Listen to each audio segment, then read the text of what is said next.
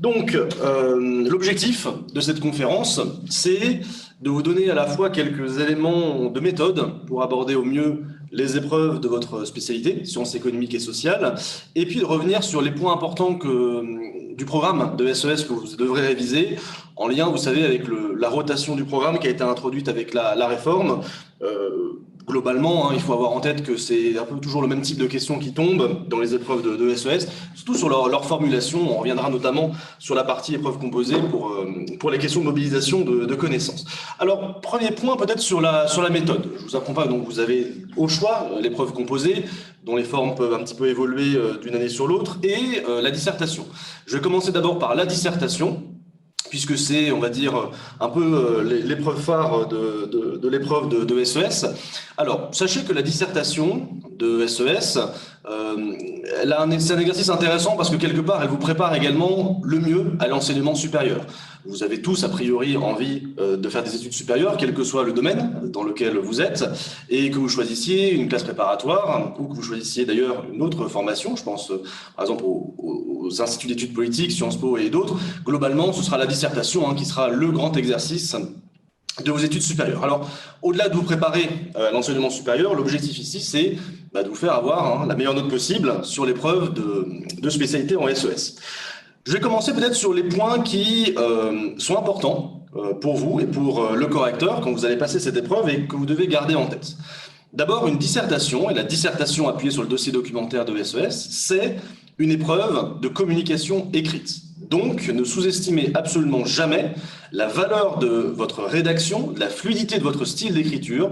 Et vraiment, c'est quelque chose qu'en général, on néglige parce qu'on pense que on est pris par le temps. Donc, la relecture, la capacité à bien écrire, à bien argumenter, c'est quelque chose qui est trop négligé par les étudiants, alors que sur la note finale, c'est quelque chose qui peut être déterminant. À titre personnel, moi, j'estime que sur une dissertation, la part de votre note sur 20 qui est déterminée par la qualité de votre style d'écriture et votre capacité à argumenter, c'est quand même entre 2 et 4 points sur 20. C'est-à-dire pour le même propos, directement ou indirectement, un correcteur qui voit que vous faites beaucoup de fautes, qui sent que vous rédigez mal, il a plutôt tendance à sanctionner un petit peu votre copie. Et je dis ça d'autant plus qu'il n'y a pas forcément de consigne officielle qui vise à sanctionner les copies qui écrivent de manière pas très littéraire. Par contre, c'est dans l'impression que le correcteur va en fait indirectement vous sanctionner. Donc, première remarque très générale, prenez le soin d'écrire, de rédiger une copie propre et ultra structurée. Ensuite, votre introduction de dissertation doit être vraiment rédigée de manière la plus convaincante possible. Vos professeurs vous ont sans doute expliqué que l'objectif de l'introduction, c'est de démarrer par une phrase d'accroche ou d'amorce en lien avec le sujet. Donc là, l'objectif, c'est d'essayer de captiver le correcteur pour qu'il ait non seulement envie de vous lire par la suite, et en plus qu'il associe votre copie, vous voyez, au lot de copies le meilleur possible. N'oubliez pas que le correcteur de votre copie de bac corrigera un certain nombre d'autres copies, plusieurs dizaines de copies, et sans avoir forcément d'éléments de comparaison quand vous écrivez votre dissertation, lui, votre correcteur, évidemment, directement ou indirectement, il va comparer votre copie à celle des autres candidats. Donc si vous démarrez par une phrase d'accroche qui est percutante, qui est d'actualité, qui montre que vous avez une connaissance du sujet et que vous êtes capable, en fait, de trouver très rapidement un intérêt au sujet, évidemment, ça va valoriser votre dissertation.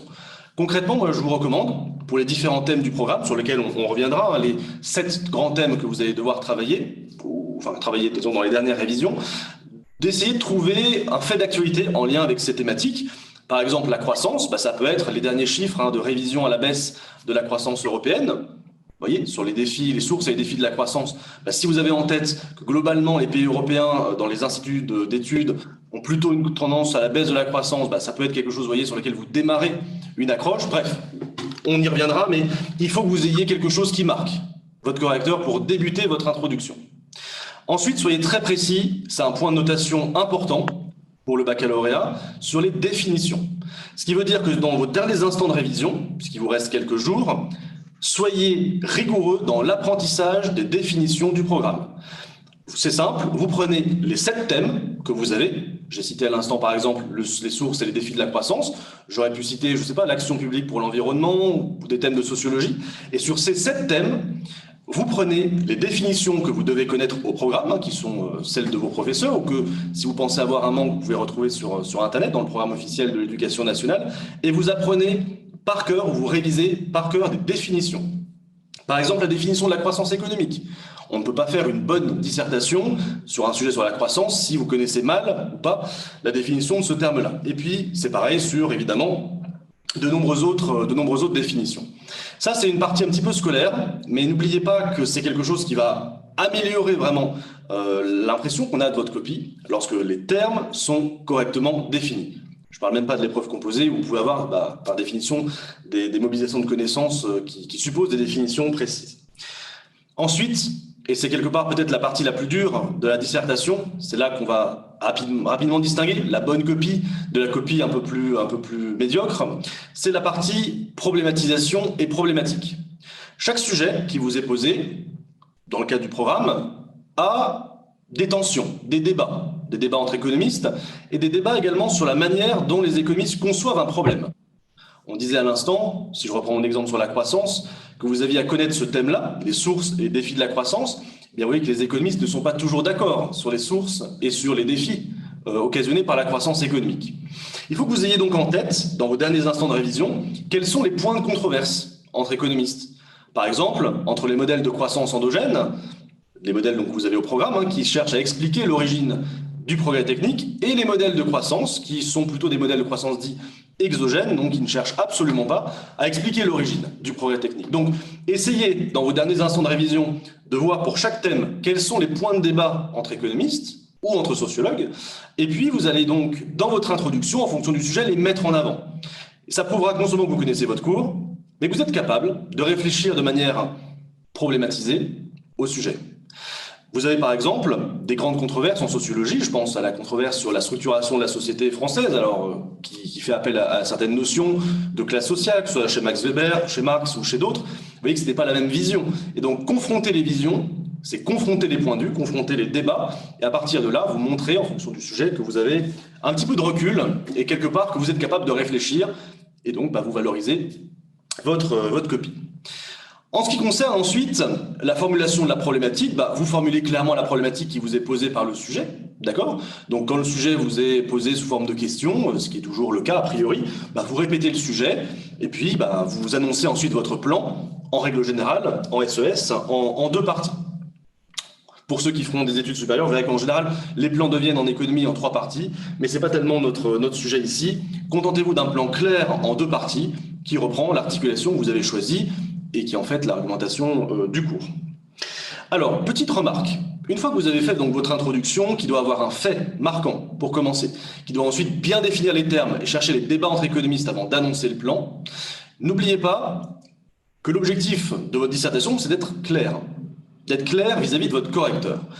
Je vous conseille, à titre personnel, dans le cadre de cette épreuve de spécialité de SES, de faire un plan apparent.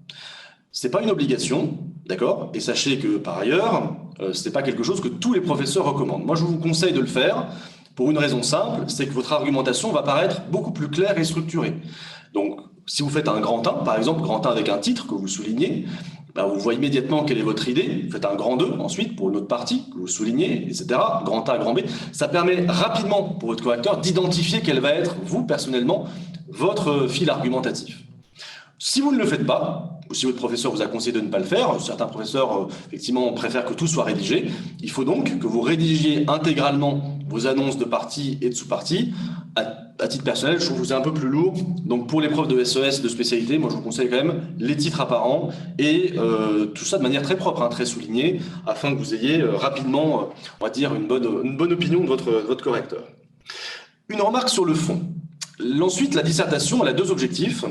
Évaluer vos connaissances personnelles, donc les connaissances du programme, et ensuite évaluer votre capacité à utiliser les documents, et donc les savoir-faire que vous devez acquérir dans le cadre du programme de SES. Donc quand vous lisez une copie, d'accord, de terminale, vous avez 2 critères en tête pour ensuite la hiérarchiser. Est-ce que c'est plutôt une copie qui est excellente, on va mettre 18, 19, 20, et c'est une copie qui est simplement correcte, 12, 13, c'est est-ce que le candidat utilise les mécanismes du cours avec certains auteurs, premièrement, et est-ce qu'ensuite les documents ont bien été compris, analysés, exploités. Donc sur la première partie, Révisez, là aussi, sur les 7 points du programme, économie, sociologie et puis regard croisé, les principaux auteurs et les principales théories. N'hésitez pas à mentionner de temps en temps un ou deux auteurs quand même dans votre copie. C'est pas une obligation stricte, hein. Ça, c'est ce qu'on vous apprendra dans l'enseignement supérieur, à mobiliser obligatoirement des auteurs. Mais en SES, pour votre épreuve de spécialité, il faut au moins que vous ayez les mécanismes clés du programme. Par exemple, toujours pareil, si je reprends le thème de la croissance, expliquez pourquoi la croissance peut être endogène. Qu'est-ce que c'est que la théorie de la croissance endogène? Pourquoi le progrès technique peut générer de la croissance qui génère à nouveau du progrès technique? Et vous pouvez citer certains auteurs, certains d'entre vous ont peut-être vu les modèles de Romer, Barrow, Lucas, Baker, etc. Mais sans même forcément citer les auteurs, il faut que vous expliquiez les mécanismes et n'hésitez jamais dans votre dissertation à expliquer précisément, point par point, comment chaque mécanisme entraîne un second mécanisme afin de répondre au sujet. Ce que vous devez donc éviter, dans la dissertation en particulier, c'est des propos très allusifs. Vous allez simplement aborder une théorie sans l'expliquer. Par exemple, si vous dites simplement dans une copie, la croissance est endogène car le progrès technique suscite de la croissance et inversement. Là, vous n'avez rien expliqué, vous avez énoncé l'idée. Le but, c'est de le démontrer. Donc, vous annoncez bien sûr l'idée, mais l'objectif, ça va être de préciser pourquoi est-ce qu'on peut dire que le progrès technique suppose de la croissance. Quel est le lien entre ces deux éléments? Et pourquoi est-ce que la croissance permet à nouveau de générer plus de progrès technique? Vous devez devoir expliquer les mécanismes. Donc ça, dans vos fiches de cours, n'hésitez pas à faire avant en quelques jours d'épreuve, si ce n'est pas déjà le cas, bien les liens d'un mécanisme à l'autre afin que votre copie soit convaincante et que vous montriez en fait au correcteur que vous ne faites pas qu'apprendre des théories, on va dire, sans les comprendre, mais que vous êtes capable de précisément analyser les mécanismes qui sont ceux du programme. Ensuite, les documents que vous avez depuis la réforme sont un petit peu différents de ceux qu'il y avait auparavant. Globalement, le but des documents, c'est de voir si vous êtes capable de comprendre des documents chiffrés. Il est systématique dans les documents la présence de données, que ce soit des données sous forme de tableaux, sous forme de courbes. Donc il faut absolument que vous exploitiez les documents et que vous montriez au correcteur que vous savez lire un document. Alors pour l'utiliser dans la dissertation, si c'est un document chiffré, vous précisez toujours la source. En règle générale, c'est des sources très connues, l'INSEE, la Banque de France, etc. Vous précisez la source, vous montrez que vous avez su interpréter le document, donc pas uniquement lire simplement la donnée, mais vraiment l'interpréter. Ça ne t'intéresse pas? Je sais faire. Le kit, mais c'est commercial. Oui, je sais. Alors, est-ce que vous pouvez couper le micro pour rien de classe. Payard, peut-être, qui a le micro allumé. Juste, voilà. Et donc, vous allez devoir montrer à votre correcteur que vous savez utiliser, par exemple, des données chiffrées. En particulier, si on vous fait, c'est très souvent le cas en fait, un document chiffré à partir de courbes, que vous voyez quand même quel est l'objectif du document. Vous montrez que la croissance, si je reprends toujours cet exemple, dépend de certains facteurs et quel est le poids de chaque facteur. Donc il faut savoir évidemment lire un tableau à double entrée, éventuellement, rapidement, si vous voyez une variation, effectuer le calcul de variation par vous-même, même si ça ne vous est pas demandé, ça peut être très valorisant. On voit que vous avez donc compris l'intérêt du document. Tout ça est en lien avec ce qu'on a dit avant, montrer que vous maîtrisez les savoir-faire. Juste, n'oubliez pas que quand on évalue votre épreuve de spécialité de SES, les correcteurs doivent évaluer également votre capacité à utiliser les outils des sciences sociales au service du sujet. Donc, dans les outils qu'on vous demande de maîtriser dans le cadre du programme, vous avez un certain nombre d'outils. Calculer une variation, savoir ce que c'est qu'un taux de croissance annuel moyen, etc. Donc, n'hésitez pas, dans vos dernières heures de révision, à regarder également ces principaux outils pour savoir les exploiter. Le jour J, c'est à la fois très valorisant si vous savez bien le faire, et puis si vous le faites mal, ça peut vous coûter quelques points. Dernière remarque, bon, ça c'est plutôt sur la conclusion. Le but de l'épreuve de dissertation, c'est de répondre à une question. Donc la conclusion, vous devez répondre à la question, à votre problématique, qui est donc le sujet, et rappeler simplement quelles ont été vos grandes idées. Le but, l'autre correcteur vous a lu, c'est pas de répéter tout ce que vous avez dit en plus court. Non, c'est d'apporter une réponse définitive à la question posée. Et ensuite, si vous avez le temps, d'essayer de trouver une ouverture. C'est-à-dire d'ouvrir le sujet sur un thème proche, une problématique proche qui n'est pas le sujet et qui en même temps pourrait avoir un lien si on avait posé le sujet un petit peu différemment. Je prends juste 2 minutes pour cette question des ouvertures à la fin de la conclusion. À titre personnel, je pense qu'il vaut mieux ne pas en faire si vous avez un doute le jour J. Parce que si vous avez un doute, la probabilité que vous fassiez une mauvaise ouverture est élevée. Et comme c'est un peu la dernière impression qu'on a sur votre copie, c'est pas forcément ce qui est très valorisant, vous voyez, au moment de mettre votre note. Donc, si vous avez un doute, c'est pas un critère de notation vraiment à part entière, vous oubliez. Par contre, si vous voulez vraiment faire une ouverture, essayez d'éviter les 3 principaux défauts d'une mauvaise ouverture, en conclusion. La première ouverture, qu'on lit souvent, c'est une ouverture qui est une répétition du sujet. Ça n'a donc aucun intérêt. Vous imaginez, on vous pose une question, vous y répondez pendant plusieurs pages, puis en ouverture, vous reposez la même question. Ça n'a strictement aucun intérêt. Deuxième type d'ouverture, est à la fois erronée et maladroite, l'ouverture vers un sujet qui n'a strictement aucun lien. On vous pose par exemple un sujet, je pense à des sujets qui sont déjà tombés, sur la croissance économique. L'accumulation de facteurs est-elle la principale source ou la seule source de croissance économique? Et vous ouvrez sur quelque chose par exemple de sociologique qui n'a strictement rien à voir. On se dit quel est le lien entre le sujet qu'on a posé, la conclusion, et finalement l'ouverture qui ouvre sur complètement autre chose. Il n'y a aucun lien, donc il faut évidemment que l'ouverture ait quand même un lien avec le thème. Troisième problème qu'on rencontre régulièrement, ce sont des étudiants qui, de manière assez sérieuse, ont peut-être pas eu le temps de tout dire dans leur dissertation et qui, du coup, en ouverture, mentionnent un argument qu'ils auraient dû développer. Et là, le problème, c'est que vous montrez au correcteur, vous soulignez pour le correcteur le fait que vous avez été incomplet. Et quelque part, vous envoyez le signal que votre dissertation est incomplète et que, au moment de l'ouverture, vous évacuez une question qui aurait dû, par exemple, constituer par une sous-partie tout entière, vous voyez. Et ça, c'est un peu gênant aussi. Vous montrez quand même au correcteur que vous avez peut-être pensé, mais que vous n'avez justement pas traité dans le sujet. Donc, évitez ces 3 ouvertures, celle qui répète le sujet, celle qui n'a rien à voir avec le sujet, et celle qui aborde une question du sujet qui aurait dû être traitée de manière complète. Et une fois qu'on a dit ça, si votre ouverture ne coche aucune de ces 3 mauvaises cases, normalement, elle est cohérente. Donc, il faut que l'ouverture soit proche du sujet, mais évidemment, pas sur le sujet à proprement parler. Dernière remarque, avant de passer à l'épreuve composée, la dissertation, je vous ai dit, c'est un exercice de communication écrite, elle doit être bien écrite et elle doit être fluide. Ce qui veut dire que quand vous rédigez, n'hésitez jamais à faire des liens avec le sujet, à reprendre les termes du sujet. Si on vous pose comme sujet « l'accumulation des facteurs est-elle la seule source de croissance économique ?» ça veut dire que cette phrase-là, soit dans votre thèse, l'accumulation de facteurs est la seule source de croissance économique, soit dans votre nuance, l'accumulation de facteurs n'est pas la seule source de croissance économique, elle doit être répétée et martelée tout le temps. Il faut que vous soyez convaincant. Donc n'utilisez pas des connaissances sans faire ce lien avec le sujet, vous utilisez les connaissances et très régulièrement, vous allez répondre au sujet en réutilisant les mêmes termes que l'intitulé. Ça, c'est quelque chose de très important et dans chaque paragraphe, vous devez reprendre les termes de l'intitulé pour démontrer. Une dissertation, c'est un débat que vous menez avec vous-même et que le correcteur lit. Donc, si vous menez un débat, vous allez répondre à la question qui est au cœur du débat. Vous n'allez pas l'éviter. Donc, pour répondre à la question, vous allez répéter tout le temps les termes du sujet. Et vous allez faire également des transitions entre une partie et l'autre, dans une moindre mesure entre les sous-parties, pour que cette dissertation soit la plus fluide possible. Voilà pour les quelques conseils rapides sur la dissertation. En ce qui concerne l'épreuve composée, l'épreuve composée, de tous les collègues que je connais en SES, ça fait quand même un certain nombre, elle est globalement moins appréciée, on va dire, des correcteurs.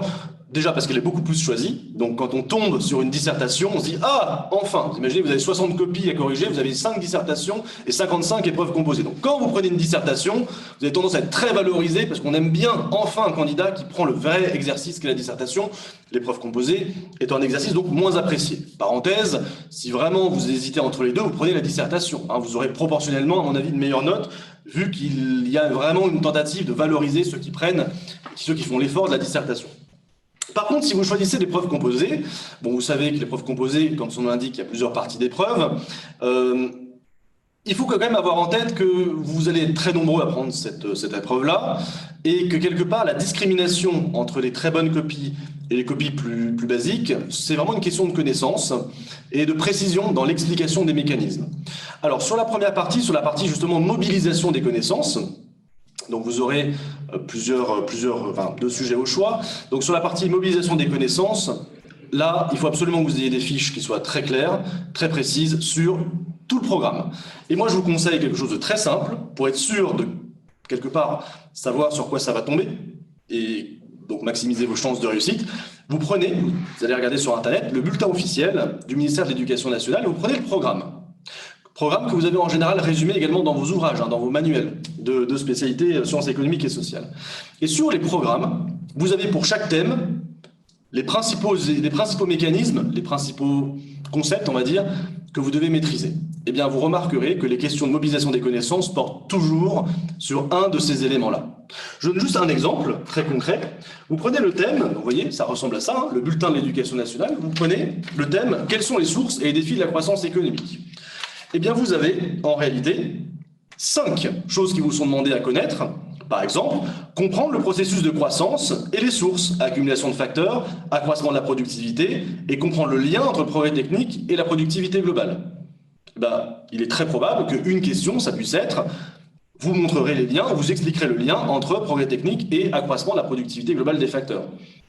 Puisque, en général, les questions de mobilisation de connaissances reprennent directement ce qu'on vous demande de maîtriser. Autre exemple, comprendre que le progrès technique est endogène et qu'il résulte en particulier de l'innovation. Eh bien, vous voyez, une question typique qui pourrait vous être posée, c'est vous montrerez que le progrès technique est endogène et qu'il résulte notamment de l'innovation. Ça pourrait être quasiment formulé de cette manière-là. Bref, sur les différents items, n'hésitez pas à les prendre parce que c'est ça qui doit quand même orienter vos révisions. Le but, c'est de maximiser votre note. Donc, si le ministère de l'Éducation nationale vous dit que sur le thème de la croissance, on peut vous interroger sur 5 choses, ça veut dire que sur ce thème-là, il faut que vous maîtrisiez quasiment sous forme de petits paragraphes tout ce qu'il y a à dire sur ces 5 choses. Ça, c'est la première chose, mobilisation des connaissances.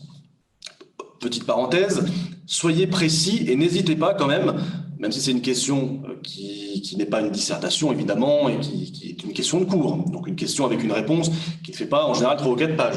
C'est une question donc à réponse assez concise, assez courte. N'hésitez pas quand même à structurer votre réponse. Parce que vous pouvez avoir des questions de mobilisation des connaissances qui sont précises, donc qui, évidemment, en quelques lignes, permettent de répondre et traiter l'ensemble de la question. Et puis certaines années, les questions de mobilisation des connaissances sont beaucoup plus larges et en fait se prêtent très bien à ce que vous organisez un tout petit peu en 2-3 petits paragraphes de quelques lignes votre réponse. C'est pas parce que c'est une question de mobilisation de connaissances qu'on va pas vous demander de la structurer. Donc n'hésitez pas, si vous avez plusieurs choses à dire, par exemple plusieurs mécanismes à développer pour répondre à la question, à faire 2-3 paragraphes qui répondent évidemment à la question de mobilisation des connaissances, quitte à mobiliser un ou 2 auteurs. C'est évidemment quelque chose de tout à fait intéressant. En ce qui concerne ensuite l'analyse de documents, souvent c'est un document à chiffrer et vous avez en général 2 questions. Et en fait, c'est 2 questions qui évaluent a priori 2 choses différentes. La première question, elle est censée évaluer votre capacité à comprendre le document.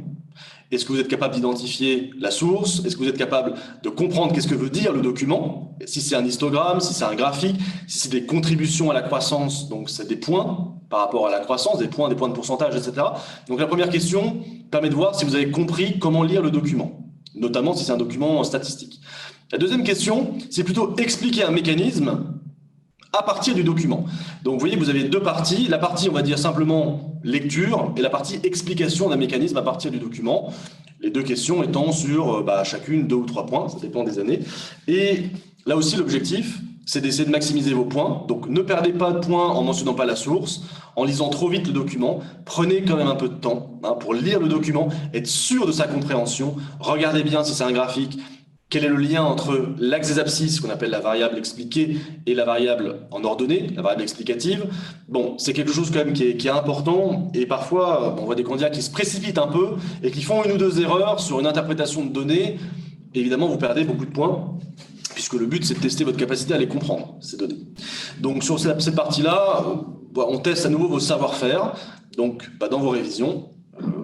Soyez au point sur les différents savoir-faire que vous avez. Et enfin, la 3e partie de l'épreuve, qu'on appelle parfois la mini-dissertation. Alors, c'est pas vraiment une dissertation, qui est une réponse à une question qui vous est posée sur un élément évidemment différent du programme. Sachez que sur cette épreuve, quand on lit les recommandations du ministère de l'Éducation nationale, il n'y a pas d'obligation stricte à faire une synthèse sous forme dissertative avec le même exercice qu'on a décrit avant. Sachez toutefois que si ce n'est pas une obligation, c'est une possibilité, c'est-à-dire même si vous n'êtes pas obligé de faire un plan, avec une annonce de plan strict, etc., vous pouvez quand même le faire. Moi, je vous recommande quand même, pour là aussi vous distinguer des autres copies, de faire quelque chose de très structuré. Et même si ce n'est qu'une synthèse sur 10 points, vous pouvez faire une synthèse qui soit très consistante, qui soit quasiment en fait une dissertation, mais en plus petit, hein, évidemment, en format, en nombre de pages. Et pour ce faire, vous allez en fait réutiliser quasiment la même méthode que la dissertation, simplement avec une intro qui est plus court et puis un développement qui sera plus court. Mais quelque part, je pense que si vous voulez vraiment avoir la meilleure note possible, essayez de faire vraiment une synthèse qui soit assez consistante. Beaucoup de candidats au baccalauréat, enfin d'étudiants pour l'examen du baccalauréat, pensent que comme c'est une synthèse, quelques vagues raisonnements suffisent et que justement, c'est pas une dissertation, donc on mobilise moins de connaissances, on se sert moins des documents, on mobilise moins d'auteurs et on problématise moins. En fait, non. L'épreuve composée vous demande pas une dissertation aussi complète.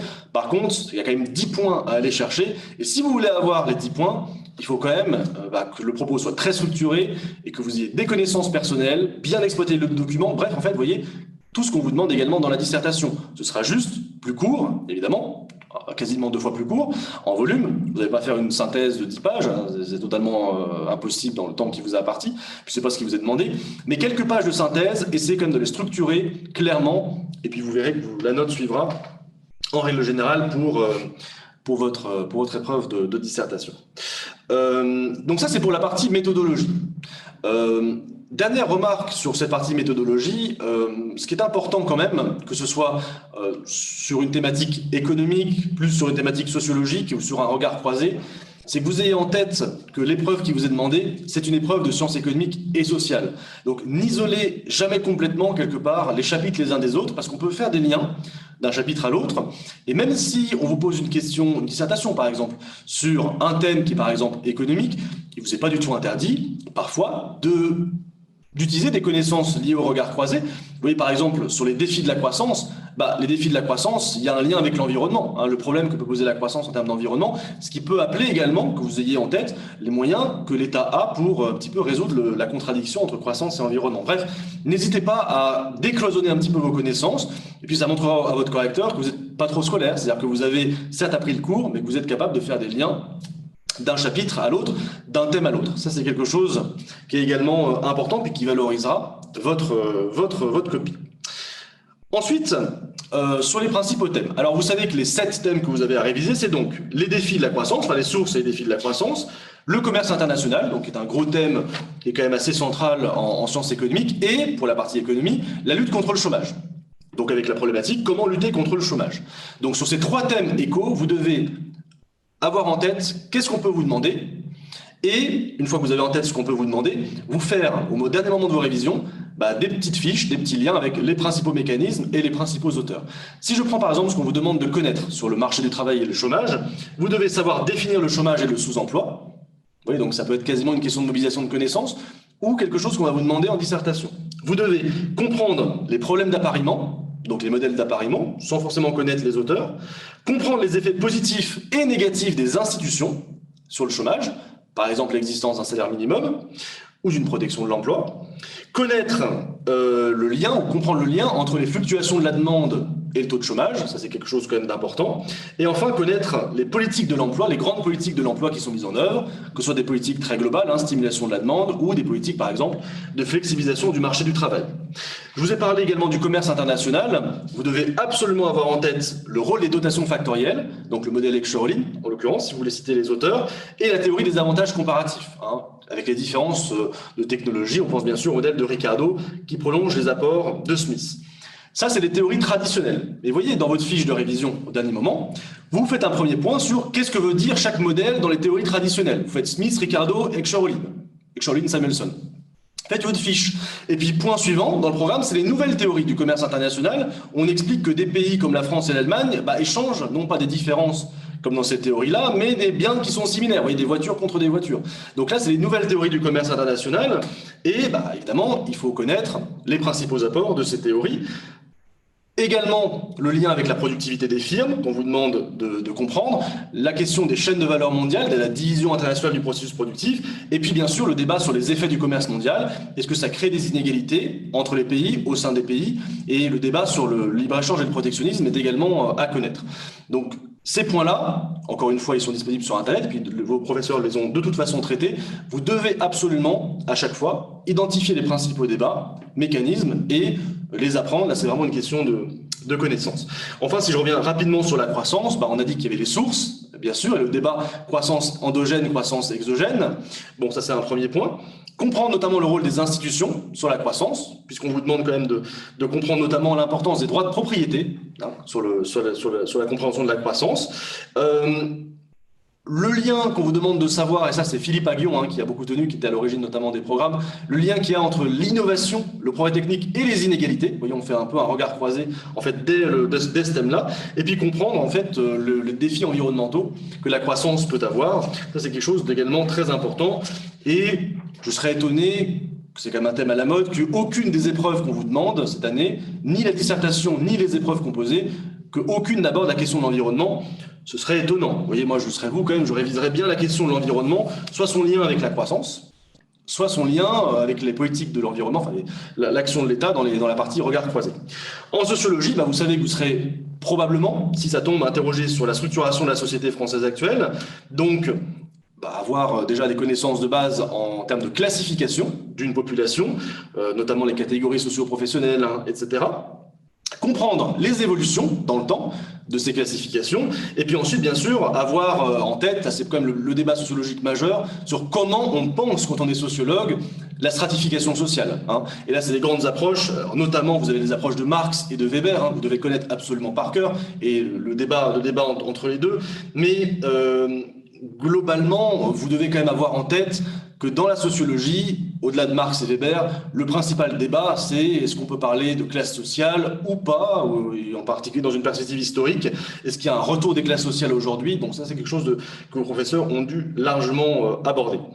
Vous devez également connaître les principaux thèmes liés à la mobilité sociale. C'est quelque chose d'important, la mobilité sociale, en particulier comment on la définit. Et là, vraiment, faites-vous une fiche avec qu'est-ce que veut dire, par exemple, le concept de mobilité observée. C'est quelque chose que vous devez connaître. Qu'est-ce que c'est que la mobilité structurelle? Qu'est-ce que c'est que la fluidité sociale? Puisqu'on parle aujourd'hui de fluidité sociale. Bref, tous ces principaux termes doivent être absolument connus. Et puis, vous devez également savoir les analyser d'un point de vue statistique.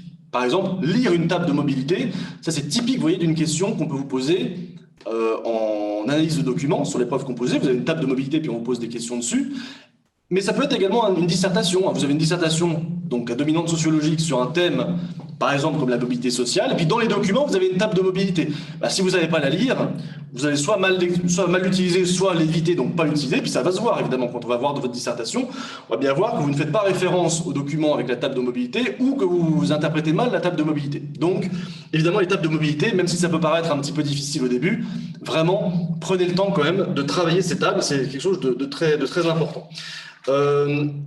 Sur la partie sciences politiques, vous devez maîtriser cette année la question de l'engagement politique. Donc ça, c'est quelque chose qui peut tomber de manière totalement indépendante, évidemment. Donc bien sûr comprendre les phénomènes de vote, de militantisme, comprendre pourquoi, malgré le paradoxe de l'action collective, question qui a été posée l'an dernier, donc même si c'est rare que ça retombe, révisez-le quand même, parce que c'était exactement ce qui était demandé, pourquoi, malgré le paradoxe de l'action collective, les individus peuvent s'engager, pourquoi on a intérêt à s'engager, alors que si les autres le font, on n'a pas besoin de le faire soi-même, c'est la théorie de Mankiw-Rolson, que vous connaissez sans doute, comprendre également pourquoi et comment les sociologues et les politistes analysent l'engagement politique. Est-ce que le fait d'être jeune, d'être vieux, donc l'âge, joue sur le comportement politique? Est-ce que le niveau de revenu joue sur l'engagement politique? Bref, tout ça, c'est quelque chose d'important. Et puis montrer comment l'engagement politique prend des formes très diverses. Ça n'a rien à voir, évidemment, de s'engager dans un parti politique que de s'engager dans un syndicat ou dans des mobilisations collectives, avec les théories notamment autour des mouvements sociaux, des sociologues comme Éric Neveu ou d'autres. Ça, c'est quelque chose que vous devez connaître enfin. Et puis, comme je vous disais, il y a un regard croisé, c'est l'environnement. Donc, vous voyez que l'environnement, à mon avis, c'est quelque chose qui est important à connaître. Alors évidemment là, c'est pas le lien avec la croissance, mais c'est plutôt la manière dont on règle au niveau collectif, ensemble, les problèmes environnementaux. Identifier les différents acteurs, l'État, les ONG, le marché évidemment, qui peut être un acteur indirect de la résolution des problèmes environnementaux. Et sachez que quand on se pose la question, puisque c'est le problème qu'on vous pose, quelle action publique pour l'environnement, on oppose en règle générale justement l'action publique et le marché. Ça ne veut pas dire que le marché, spontanément, est totalement indépendant de l'action publique, mais en règle générale, le marché suppose une intervention publique moindre, le recours au marché, le théorème de cause, hein, par exemple, qu'une intervention beaucoup plus forte de l'État. Donc là, maîtrisez quand même tout votre cours sur la manière dont l'État peut intervenir.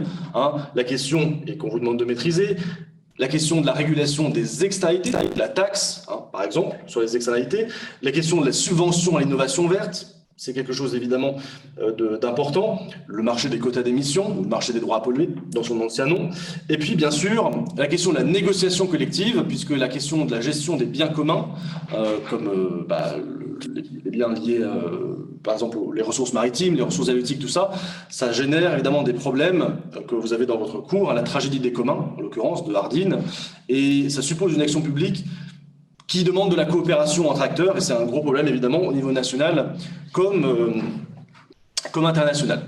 Donc voilà pour ces principaux éléments, sur ces 45 premières minutes de conférence. Donc voilà, moi je vais m'arrêter pour à la fois les conseils de méthodologie et l'orientation de vos révisions à une dizaine de jours de l'épreuve.